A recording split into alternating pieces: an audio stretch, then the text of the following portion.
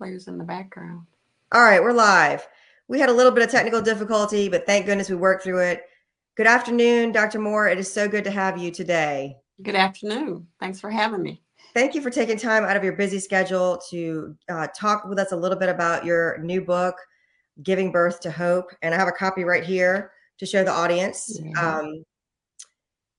Dr. Moore came, I guess you released this book in April, so it's only been about 6 months, and these things have been selling like hotcakes. So I'm excited to talk to you a little bit about kind of what the book is about, what inspired the book, and some of the ways that you, for our authors out there that are listening, some of the ways that you sell your book that have proven to be successful. So let's just start with the first question I ask all of our authors, which is, how did it feel when you got the first copy of your book in the mail? It was kind of an out-of-body experience. And I tell people all the time, I'm still looking at it and in disbelief that it actually happened, because it had been a dream of mine for so very, very long. I didn't cry, but I was a little bit emotional thinking about the journey that it took to get there. It is probably, next to having my children, the most exciting thing that I've ever done. And you've done some pretty exciting things, which we're going to talk about in this interview, but that's fantastic. I love hearing that. And so many of us dream of having a book. We dream of telling our story, but we never actually we never get around to actually doing it. What was it? What was the moment where you knew, okay, I have to do this and it's time now? I think somewhere around my 69th birthday, when I realized I was going to be 70 in a year. And if I were ever going to do this thing that I've been talking about doing forever, I needed to go ahead and do it while my brain still works. So you had sort of you had kind of a moment where you're like, okay, I'm Okay. not getting any younger. It's It's now time. or never. Yeah, I'm It's not time to getting do any it. Right. younger. Now or Right. never. That's great. So you were kind of inspired by the fact that, this has been in your heart for a while and it was time. It was time to do it. So is there a particular story? Now, this is a collection of, you call this an autobiographical devotional. So it is a 31-day devotional. Is there a particular story in here that you feel has really resonated with a lot of your readers that you would like to share with us today? Well, there have been several of them, but my pastor likes to tease me about the one that's entitled Shoebox Fried Chicken. And it's about growing up in the segregated South and being raised by my grandmother. And we didn't take the traditional family vacation, but my grandmother had a brother, Uncle Sam, who lived in Chicago. And so we would, every other year or so, get on the City of New Orleans, which is a train, and we would go to Chicago to visit Uncle Sam and the other relatives that we had in Chicago. And my most vivid memory, because I was a little fat kid who loved to eat, but my most vivid memory was that she would always fry up a whole bunch of chicken, and she would line a shoebox with wax paper and put the chicken in the shoebox. And that, to me, was the best part of the trip, is that we were taking this fried chicken on the train, and we would get to eat it on the train. And I didn't know until many years later that the reason why we did that was because there was a dining car on the train. But when we were in the parts of the South where segregation was still alive and well, we were not allowed to go into the dining car. And so as a 4-year-old, 5-year-old, all I knew was I got to eat my fried chicken out the shoebox. And I had no idea that there was a whole nother world outside my existence because of segregation. Mm. So how did that affect you as you got older and sort of realized what was actually happening? How did you process that? I don't know if I can say how I processed it so much. Is part of the reason why I wanted to write the book, is because I lived the transition. I lived the transition between being in a almost completely segregated environment to, by the time I was in the 7th grade, my grandmother had me bused to an integrated school. And then being in an integrated environment gradually became the norm. But even in the midst of that, I also talk about in the book that we self-segregated because we wanted to be with people who were like us. So even within an integrated environment, we still self-segregated. And it was a long time before we felt comfortable really mingling and interacting and visiting each other's homes and that sort of thing. So I feel blessed that I'm old enough that I can remember segregation. I can remember what it was like having to only go in certain entrances to a movie theater, having to sit in certain parts of the movie theater. I can remember those things. I can remember getting getting a book at the beginning of the year and opening the cover and seeing several different names prior to mine that had used that same book, and sometimes pages were missing and things were written in the margins. And I feel very, very blessed and very thankful that I came through that and I have memories of that, and I can see how far we as a people have come, and then sadly how far we still have to go. Mm. Well, you decided that you made an interesting decision with this book. You decided that all the proceeds of the book go to St. Jude's. Yep. Tell us a little bit about why you chose that particular charity. Okay. Well, being from Memphis, being born and raised in Memphis, I also can remember when Danny Thomas made the decision to start this hospital in Memphis. And part of the impetus for doing this was so that even no matter how poor you are, if you're a child that needs treatment, needs cancer treatment, that you will not be turned away. And I was always very impressed by the fact that none of the families have to pay in order to be seen as St. Jude.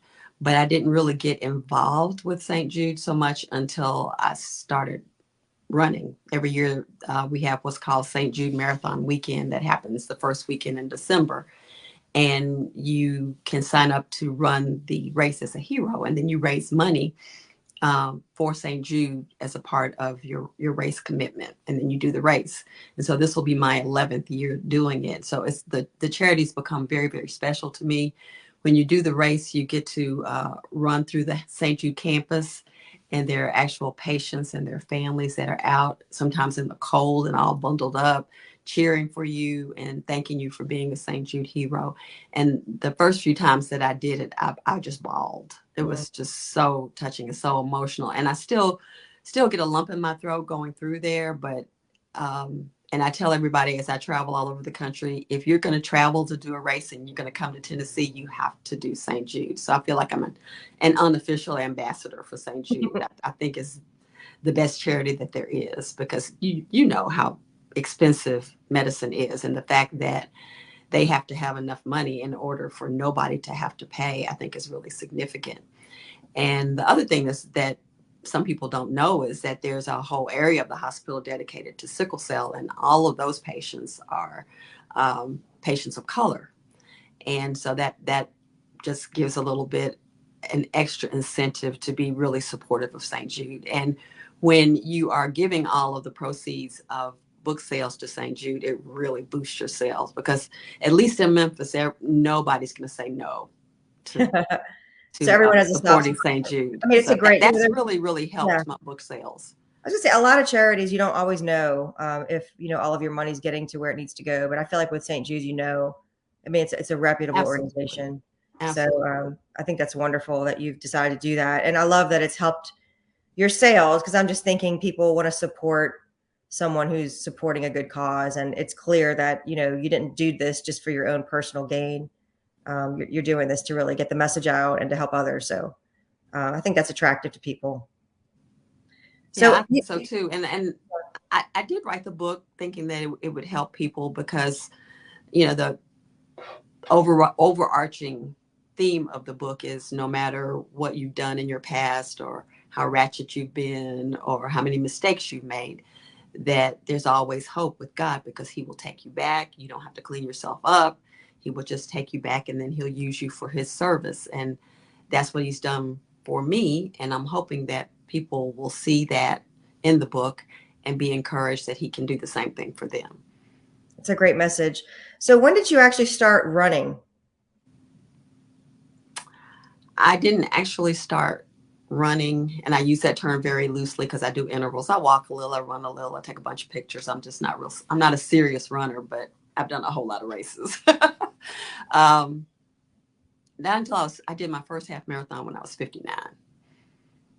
Wow. I mean, everyone just think about that for a minute. She started doing races at 59. And have you done a half marathon in every state? I've done a half marathon in every state, one in Canada, one in Puerto Rico, one in Mexico, and I've now done 88 of them as of a couple of weeks ago. Wow. And so do you have a group? You have a group that you run with, or just is this a solo venture? Yeah, there are a couple of different groups. One of them is called Black Girls Run, and it's a nationwide group, but we have a very active local chapter that I got involved with. And then we have a group of ladies that walk together Tuesdays, Thursdays, and Saturdays. Since I'm still working, I only walk with them on Saturdays, but we call ourselves the Friendly Walkers, and we walk a minimum of 6, sometimes 8 miles on the weekends on Saturdays. And it's just in an effort as we're all getting older, because all of us are kind of in our 50s and 60s and beyond, just in an effort to stay healthy. My hashtag for all of my Facebook posts is movement is medicine, because I honestly believe that movement is medicine. Hmm. And I didn't even ask you in this interview, but tell everybody what you do for a living. Oh, um, I am a board certified obstetrician gynecologist. This is my 40th year in practice, which is amazing to me when I think about that. I now have babies I delivered that are doctors and lawyers and anything else you can think of, and it's been an amazing journey to be a part of families, because I have families that I've delivered all of the children, and I'm now taking care of some of those young women. It's just been an amazing, amazing career, and it's really, really been a blessing. So you're really a passionate advocate for women's health, and I know you blog also. Tell us a little bit about your blog, and is that still something that you're doing regularly? Um, Not as regularly as when I first started doing it, because at the time that I started writing the blog, it was the desire to write the book was there, but my late husband was very ill at the time, and I really did not have the time. I was still working full time and taking care of him and chasing the 50 states of half marathons, and so there wasn't really much time to write. But I could write a blog article on my phone while I was watching a football game. So I started just addressing some of the things that I discuss with patients in the office. Um, because sometimes when someone comes in and they've got an issue that they're dealing with, and the doctor talks to them, all they hear is wah, wah, wah, wah, wah, wah, wah, wah. And they get home, and if somebody asks them, well, what did she say? A lot of times they don't remember. And so this is a way that I can point the patient to, well, I've written this blog about weight gain and menopause. Why don't you go and read that and see if there's some tips in there that might help you. And that's how that got started. It's in an effort to be able to follow up with the patients with a little bit more information. So you've sold a really good number of these books since you just published your first book in April. Tell us a little bit about how you sell the books. What are some of your strategies for getting the book out there? um, well, the book came out right before Mother's Day, which was good timing. And I have a church that I've been a member of for over 20 years. It's very, very supportive of me and any craziness I try to do. They are the main reason why I've been able to raise funds for St. Jude so easily, because they always support me in the race. And I just asked my pastor if I could have a book signing after church. And we did that a couple of different Sundays. And it was right before Mother's Day. And so I had one of my friends who actually ordered 13 copies and had me sign them to she sent me a list. She texted me a list and said, sign this one to this one to that person. And I did that for several different people. So that was just really good timing, in terms of people were looking for something to give for Mother's Day, and they thought that this might be a good thing. Okay, and then you also you kind of keep them in your office at work. and you saw them. Yeah, You talk about your I book. keep them in my office. I tease all the time about it. It's kind of a running joke in the Black community that if you're at the beauty shop on Saturday, there's always going to be somebody coming by selling fish dinners or chicken dinners or CDs out of the trunk of their car. So instead of selling chicken dinners to raise money for St. Jude, I'm selling my book. And I'm not selling them so much out of the trunk of my car, although I do sell them out of the trunk of my car, but I'm selling them out of my white jacket pocket. I keep one in my pocket. And people say, well, how can I get the book? And I made a little display that's in the waiting room and everybody can see it. And if they don't say something to me first, then as the visit is winding up, I said, did you hear I wrote a book?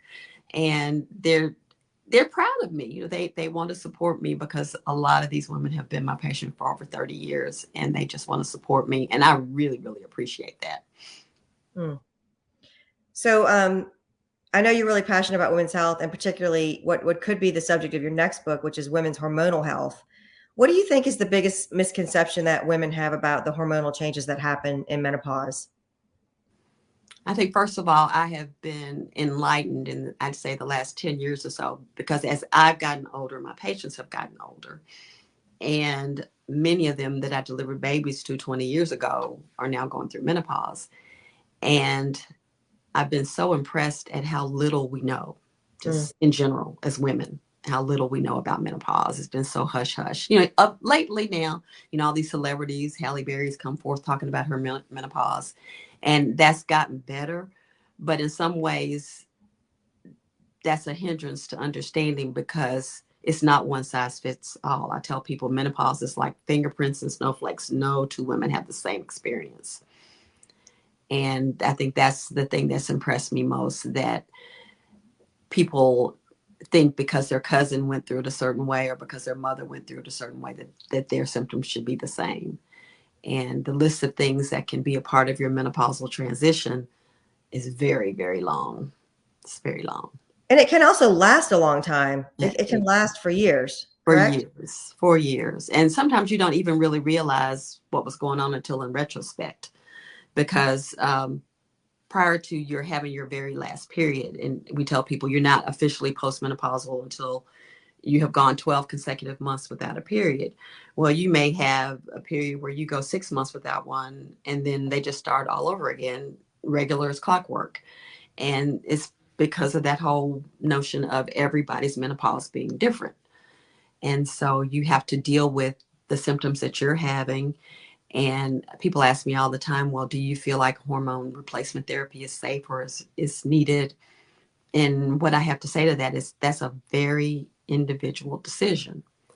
That while menopause is not a disease per se, it is a normal part of the aging process, but it can cause you dis-ease. It can cause you to be uncomfortable. It can cause you to be miserable in some situations. And so those are the women who should seriously consider, if their risk factors will allow it, using hormone replacement therapy. It's just not one size fits all. Mm. And you've And also talked ultimately, about you have to decide what your own risk level is, because we do all kinds of risky things. We get on airplanes, true, we drive on the interstate, we do all kinds of risky things. very And true. so, but we have this notion that if it's a medication that's a little bit risky, that's a much bigger risk than the other risks that we take, and that's not necessarily the case. I love the balanced way that you approach that. So you even mentioned to me on the phone recently that even young girls sometimes are just not, you would think in this day and age where we have all the kids have all this access to social media, there's not always the education that they need even to understand their own bodies. Yeah, Um, that's very sad.